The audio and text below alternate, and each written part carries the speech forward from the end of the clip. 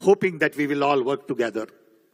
And Mr. Gandhi, Rahul Gandhi's agenda is to really address some of these larger issues. He has a vision, contrary to what BJP promotes by spending crores and crores of rupees. I must tell you, he is no papu. He is highly educated.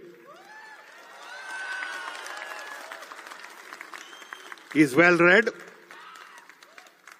He is a strategist with deep thinking on any subject.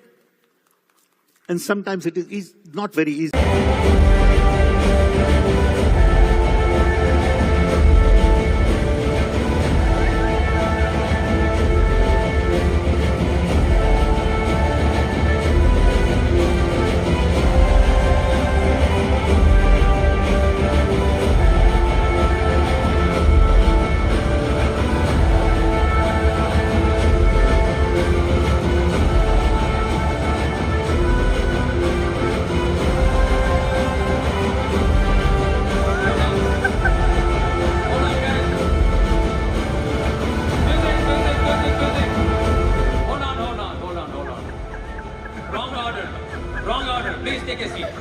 We started here with the Indian national anthem.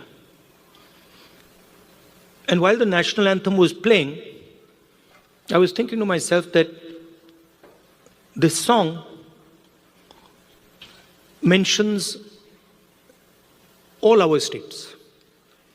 And it mentions them all equally. It does not start by saying, this state is the best, and this state is the second best, and this state is the third best. The song basically describes India as a union of states. Very much like the United States. So often people say, oh, we share the fact that we are the two biggest democracies. But we share another very important fact, that we are both union of states. The United States, whose national anthem we also played, and in our constitution, it's clearly stated, India, that is Bharat, is a union of states. Which means, just like in the United States, no state is superior to any other state. No religion is superior to any other religion. No language is superior to any other language. My brother who's wearing a turban there deserves the same respect as somebody who doesn't wear a turban. We cannot say, look, we don't like him because he wears a turban, and we like him because he doesn't wear a turban. Or, he speaks Tamil, so we don't like him, and he speaks Hindi, so we like him. Or, he speaks Malayalam, so we don't like him. Right? And so Telugu. Right? Because when we say Telugu, we are not just saying language. Embedded inside Telugu is history, is tradition, is music, is dance, is food, is everything. So if you say to the people of Andhra Pradesh that, look, Telugu is not as important as Hindi, you're insulting the people of Andhra Pradesh. Because you're saying to them that your history is not important, your tradition is not important, your food is not important, your music is not important, your forefathers are not important. And this is the simple battle that is being fought in India.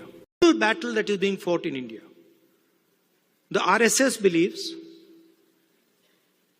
that India is one idea. And we believe that India is a multiplicity of ideas.